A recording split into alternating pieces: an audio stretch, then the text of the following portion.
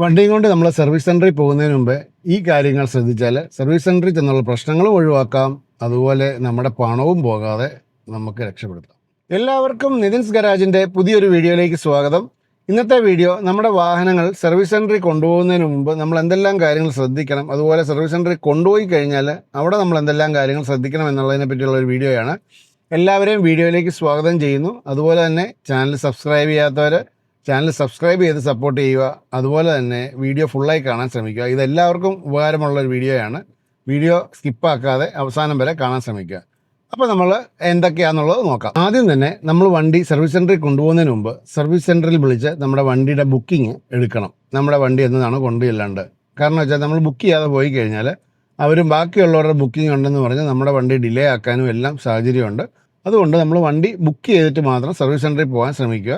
ഇനി ഇഷ്യൂസൊക്കെ വരുമ്പോൾ പോകുന്ന പോലെയല്ല, ഇത് നമ്മൾ സർവീസിന് പോകുമ്പോൾ എപ്പോഴും ബുക്ക് ചെയ്തിട്ട് പോകാൻ ശ്രമിക്കുക. അതുപോലെ തന്നെ സർവീസ് സെൻറ്ററിൽ ആ പറഞ്ഞ സമയത്ത് തന്നെ ചെല്ലാനും ശ്രമിക്കുക. കാരണം അവർ ഓരോരുത്തരുടെയും ബുക്കിംഗ് അനുസരിച്ചാണ് അലോട്ട്മെൻറ്റ് കൊടുത്തേക്കുന്നത്. അപ്പോൾ നമ്മൾ താമസിച്ച് ചെന്ന് കഴിഞ്ഞാൽ നമ്മുടെ അലോട്ട്മെൻറ്റ് പുറകോട്ട് മാറും. അപ്പോൾ അതുകൊണ്ട് എല്ലാവരും തന്നെ ആ കറക്റ്റ് സമയത്ത് ചെല്ലാൻ ശ്രമിക്കുക.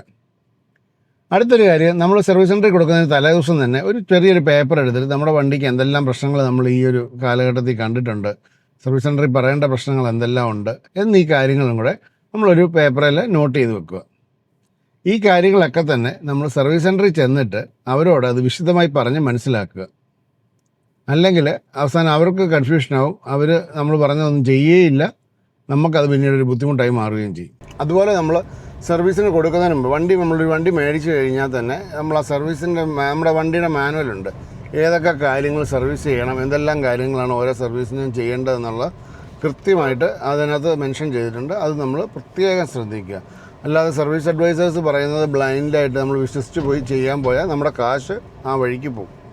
അതുകൊണ്ട് എപ്പോഴും നമ്മൾ ആ സർവീസ് മാനുവലിനകത്ത് പറഞ്ഞേക്കുന്ന കാര്യങ്ങൾ എന്തെല്ലാമെന്നാണ് അറിഞ്ഞിരിക്കുന്നത് വളരെ നല്ലതാണ്. പിന്നെ എന്തെങ്കിലും സംശയം ഉണ്ടെങ്കിൽ നമ്മുടെ ഗ്രൂപ്പുകളിലോ, ഇപ്പം വണ്ടികൾക്കെല്ലാം ഗ്രൂപ്പുകൾ ഇഷ്ടം പോലെയുണ്ട്, ഗ്രൂപ്പുകളിൽ സംസാരിക്കുക. അപ്പോൾ അതിനു മുമ്പ് ആ സർവീസ് ചെയ്തവർക്ക് അതിനെപ്പറ്റി നല്ല അറിവുണ്ടായിരിക്കും. അതുപോലെ തന്നെ എല്ലാ സർവീസുകളും ഒരിപ്പം എക്സാമ്പിൾ എൻ്റെ ടാറ്റ നെക്സോൺ EV ആണ്.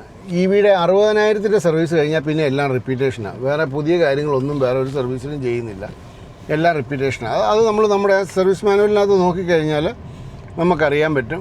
ഏതെങ്കിലും ഒരു മേജർ സർവീസ് കഴിഞ്ഞാൽ പിന്നെ ബാക്കി മുഴുവൻ റിപ്പീറ്റേഷൻ. അപ്പം പിന്നെ നമുക്ക് ഏകദേശം കോസ്റ്റൊക്കെ എത്ര വരും എന്നുള്ള ഏകദേശം ഒരു ഐഡിയ ഉണ്ട്. ഇപ്പോൾ ടാറ്റയുടെ കാര്യത്തിലാണെങ്കിൽ ടാറ്റയുടെ ഒരു TMSC എന്ന് പറഞ്ഞൊരു EV എന്ന് പറഞ്ഞൊരു ആപ്പുണ്ട്. അത് EVകൾക്കുള്ള ആപ്പാണ്. അതുപോലെ തന്നെ അല്ലാത്ത വണ്ടികൾക്കും ഉണ്ട്. ആ ആപ്പിനകത്ത് കയറി നോക്കിയാൽ സർവീസ് കോസ്റ്റും അറിയാൻ പറ്റും. അതുപോലെ തന്നെ നമ്മുടെ വണ്ടിക്ക് മാറുന്ന പാർട്സിൻ്റെ വിലയും ഏകദേശം അറിയാൻ പറ്റും. അപ്പോൾ നമ്മളെ ഒരു പരിധി വിട്ട് പറ്റിക്കാൻ അവർക്ക് സാധിക്കാതെ നമുക്ക് പിടിച്ചു നിൽക്കാൻ പറ്റും. അതുപോലെ മിക്ക സർവീസ് സെൻറ്ററിൻ്റെ പോളിസി അനുസരിച്ച് അവർ വണ്ടിയുടെ ഡാഷ് ക്യാം ഡിസ്കണക്ട് ചെയ്യും. കാരണം അത് അവരുടെ ഇതിൻ്റെ സെക്യൂരിറ്റിയുടെ ഭാഗവും അവരുടെ ഇൻറ്റേർണൽ ആയിട്ടുള്ള കാര്യങ്ങൾ പുറത്തു പോകാതിരിക്കാനൊക്കെ ആയിരിക്കും. ഏതായാലും മിക്കയിടത്തും അത് ഓഫാക്കും. അതുപോലെ ഈ ഡെൻറ്റും കാര്യങ്ങളുമൊക്കെ നമ്മൾ തന്നെ ഒരു ഫോട്ടോയോ വീഡിയോ ഒക്കെ എടുത്ത് വെക്കുകയാണെങ്കിൽ പിന്നീട് അതൊരു ബുദ്ധിമുട്ടുണ്ടാകാതെ രണ്ടു കൂട്ടർക്കും ഒരു ബുദ്ധിമുട്ടുണ്ടാകാതിരിക്കും. അതുവഴി ഈ അലമ്പൊഴിവാക്കാം എപ്പോഴും. അതുപോലെ തന്നെ നമ്മൾ സർവീസ് സെൻറ്ററിൽ ചെന്ന് കഴിഞ്ഞാൽ അവരോട് എല്ലാം നോക്കിക്കഴിഞ്ഞാൽ അവരോട് ജോബ് കാർഡും മേടിക്കണം. അതുപോലെ അതിൻ്റെ ഡീറ്റെയിൽ ആയിട്ടുള്ള എസ്റ്റിമേറ്റും ചോദിച്ച് മേടിക്കണം. അതുപോലെ തന്നെ നമ്മളെ വണ്ടി നമ്മൾ കണ്ട് ബോധ്യപ്പെട്ടതിന് ശേഷം മാത്രമേ ജോബ് കാർഡ് ക്ലോസ് ചെയ്യാവുള്ളൂ എന്നും പറയുക. ആ ജോബ് കാർഡ് ക്ലോസ് ചെയ്തെന്ന് പറഞ്ഞാൽ എന്താണെന്ന് വെച്ചാൽ ഇനി ഒരു ദിവസം കൂടെ നീണ്ടു പോകുന്ന ഒരു കേസ് കെട്ടൊക്കെ ആണെങ്കിൽ ചില കമ്പനി മാനുഫാക്ചേഴ്സൊക്കെ അവർക്ക് കോമ്പൻസേഷൻ കൊടുക്കുന്നുണ്ട്. അപ്പോൾ 48 മണിക്കൂർ കഴിഞ്ഞാലാണ് നോർമലി കൊടുക്കുന്നത്. അപ്പോൾ അങ്ങനെ ആകുമ്പോൾ നമുക്ക് പിന്നെ ഒരു ദിവസം കൂടെ പോകാതിരിക്കും. പിന്നെ ഒരു കാര്യം എന്നാന്ന് ചോദിച്ചാൽ സർവീസ് സെൻറ്ററിൽ അവരോട് പറയുക, ഒരു പാർട്സും എൻ്റെ കൺസെൻറ്റ് ഇല്ലാതെ മാറില്ല, എൻ്റെ അനുവാദത്തോടു കൂടി മാത്രമേ ഏത് ചെറുതാണെങ്കിലും വലുതാണെങ്കിലും മാറാവുള്ളൂ എന്ന് പറയുക. അപ്പോൾ അൺവാണ്ടഡ് ആയിട്ടുള്ള പാർട്സ് മാറ്റം ഒഴിവാക്കി കിട്ടും.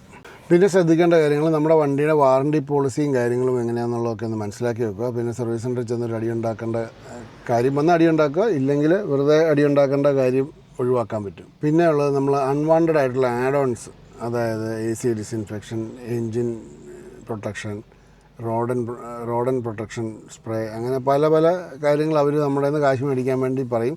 ചിലതൊക്കെ നമ്മളോട് പറയാതെയും ചെയ്യും. അതാണ് അതിനകത്ത് ഏറ്റവും വലിയൊരു പ്രശ്നം. അപ്പോൾ അതുകൊണ്ട് അവരോട് തന്നെ പറഞ്ഞേക്കുക, ഇന്ന കാര്യങ്ങളൊന്നും ചെയ്യണ്ട, എനിക്ക് സർവീസ് മാനുവലിൽ പറഞ്ഞേക്കുന്ന കാര്യങ്ങൾ മാത്രം എൻ്റെ വണ്ടിയെ ചെയ്താൽ മതി. ഇനി ആരെങ്കിലും ആഡ് ഓൺ ചെയ്യുന്നുണ്ടെങ്കിൽ അത് കറക്റ്റായിട്ട് പ്രോപ്പറായിട്ട് ചെയ്തിട്ടുണ്ടോ എന്നുള്ളത് പേയ്മെൻറ്റ് കൊടുക്കുന്നതിന് മുമ്പേ മനസ്സിലാക്കുക. അതുപോലെ തന്നെ നമ്മുടെ വണ്ടി എപ്പോഴും നമ്മുടെ വണ്ടിയുടെ കമ്പനിക്കാർ പ്രൊവൈഡ് ചെയ്തേക്കുന്ന സർവീസ് സെൻറ്റേഴ്സിൽ തന്നെ കൊടുക്കാൻ ശ്രമിക്കുക. ഓതറൈസ്ഡ് സർവീസ് സെൻറ്ററിൽ തന്നെ കൊടുക്കാൻ ശ്രമിക്കുക. അതുപോലെ തന്നെ ജെന്യുവനായിട്ടുള്ള പാർട്സും ഒക്കെ നമ്മൾ ചെറിയൊരു ലാഭം നോക്കി ചെയ്താൽ ചിലപ്പം പിന്നീട് പണി കിട്ടും. പിന്നെ നമ്മൾ സർവീസ് സെൻറ്ററിൽ കൊടുക്കുമ്പോൾ ചെയ്യേണ്ട ഒരു കാര്യം എന്ന് വെച്ചാൽ ടെസ്റ്റ് ഡ്രൈവിന് പറഞ്ഞിട്ടുണ്ടെങ്കിൽ എല്ലാവരും പറയുക വണ്ടി ഓടിച്ച് നോക്കണം, എന്നാലേ അത് അറിയാൻ പറ്റുള്ളൂ എന്ന് പറഞ്ഞാൽ അവരോട് പറയുക വണ്ടി ഓടിച്ച് നോക്കുമ്പോൾ എന്നെയും കൂടെ കൂട്ടണം, എനിക്കും കൂടെ അറിയേണ്ടതാണ് എന്താ പ്രശ്നം എന്നുള്ളത്, എവിടെയാണ് ശബ്ദം എന്നുള്ളത്. അവർ ചിലപ്പം പറയും പറ്റത്തില്ല എന്നൊക്കെ പറയും. അത് പറ്റത്തില്ലെന്ന് പറഞ്ഞാൽ പോലും അത് നമ്മൾ ഫോഴ്സ്ഫുള്ളി അതിന് ശ്രമിക്കണം. SOH എന്നൊക്കെ പറഞ്ഞാൽ ഒരു കസ്റ്റമറെ സംബന്ധിക്കുന്ന മെയിൻ കാര്യങ്ങളാണ്. അത് നമ്മൾ സർവീസ് സെൻറ്ററിൽ തന്നെ പറഞ്ഞ് വണ്ടിയുടെ EVയുടെ കാര്യമാണ് പറയുന്നത് മേടിക്കാൻ അത് നമ്മൾ ശ്രമിക്കുക. അപ്പോൾ നമ്മൾ ബാറ്ററിയുടെ ഹെൽത്തും വാറണ്ടി തീരുന്നതിന് മുമ്പേ വല്ല റീപ്ലേസ്മെൻ്റ് ഒക്കെ വേണ്ടതാണെങ്കിൽ നമുക്ക് ചെയ്യിക്കാൻ പറ്റും. നിങ്ങൾക്ക് എന്ത് ഡൗട്ട് കാര്യങ്ങളും ഉണ്ടെങ്കിൽ നിങ്ങളത് മെയിൽ ചെയ്യാൻ ശ്രമിക്കുക. അപ്പോൾ അവർ മറുപടി തരാൻ അവരും നിർബന്ധരാകും. അതുപോലെ വണ്ടി നമ്മൾ പേയ്മെൻറ്റൊക്കെ കഴിഞ്ഞ് എടുക്കുമ്പോഴത്തേന് നമ്മളത് കറക്റ്റായിട്ട് എല്ലാം ചെയ്തിട്ടുണ്ടോ, എല്ലാ പാർട്സും തിരിച്ചു പിടിപ്പിച്ചിട്ടുണ്ടോ എന്നൊക്കെ ഒന്ന് ഉറപ്പ് വരുത്തുന്നത് നല്ലതായിരിക്കും. ചിലയിടത്തൊക്കെ പല പാർട്സും പിടിപ്പിക്കാതെ തിരിച്ചു കൊടുത്ത കേസിട്ടൊക്കെ നമുക്ക് പേഴ്സണലി അറിയാം. പിന്നീട് അതുപോലെ തന്നെ നമ്മൾ വെറുതെ കിടന്ന് നടക്കുന്ന അലമ്പുണ്ടാക്കേണ്ട ഒരു സാഹചര്യം ഒഴിവാക്കാൻ പറ്റുമല്ലോ. എപ്പോഴും ഒരേ സർവീസ് അഡ്വൈസർക്ക് വണ്ടി കൊടുത്തു കഴിഞ്ഞാൽ പുള്ളിക്കാരൻ നമ്മുടെ വണ്ടിക്ക് ഒരു ഇച്ചിരി കൂടെ ഒരു പേഴ്സണൽ കെയർ കിട്ടാനും എല്ലാം അതിനൊരു സ്കോപ്പുള്ളൊരു കാര്യമാണ്. പിന്നെ സർവീസ് സെൻറ്ററിൽ ചെന്നിട്ട് നമ്മളും പൊളൈറ്റായിട്ട് പെരുമാറാനും സംസാരിക്കാനും ഒക്കെ ശ്രമിക്കുക. കാരണം അവരും മനുഷ്യരാണ്. അവരുടെ കുഴപ്പം കൊണ്ടല്ല പല പ്രശ്നങ്ങളും നമ്മുടെ വണ്ടിയുടെ കമ്പനിക്കാർ അതുപോലെ സപ്പോർട്ട് ചെയ്യാത്തതുകൊണ്ട് ഒരുപാട് പ്രശ്നങ്ങൾ ഉണ്ടാകുന്നുണ്ട്. അപ്പോൾ ഇതൊക്കെ നമ്മൾ മനസ്സിലാക്കി അത്യാവശ്യം മര്യാദയ്ക്ക് തന്നെ നമ്മളും പെരുമാറാൻ ശ്രമിക്കുക. തിരിച്ചും അങ്ങോട്ട് മാത്രം പോലെ ഇങ്ങോട്ടും. സർവീസ് സെൻ്ററുകാരോടായിട്ട് കുറച്ച് കാര്യങ്ങൾ പറയാനുണ്ടെന്ന് വെച്ചാൽ നമ്മൾ ഒരു കസ്റ്റമറെ ഒരിക്കലും ഇട്ടിങ്ങനെ വട്ട് കറക്കല്ലേ. നിങ്ങളൊരു പ്രശ്നം ഉണ്ടെങ്കിൽ ആ പ്രശ്നം സാറേ ഇന്നതാണ്, ഇത്ര ദിവസം കൊണ്ട് പാർട്സ് കിട്ടും, അത് അവരോട് ജെൻറ്റിലായിട്ട് പറയാൻ ശ്രമിക്കുക. ചിലരൊക്കെ പറയുന്നവരുണ്ട് പാർട്സ് വരും അന്നേരം മാറിത്തരും, അല്ലാതെ കൂടുതലൊന്നും പറയാനില്ല. അങ്ങനത്തെ ഒരു ആറ്റിറ്റ്യൂഡൊക്കെ മാറ്റണം. ആ മടമ്പിക്കാലമൊക്കെ കഴിഞ്ഞു. ഇപ്പോൾ അങ്ങനത്തെ ഒരു കാലത്തിലൊന്നും നമ്മൾ ജീവിച്ചിട്ടൊരു കാര്യവുമില്ല.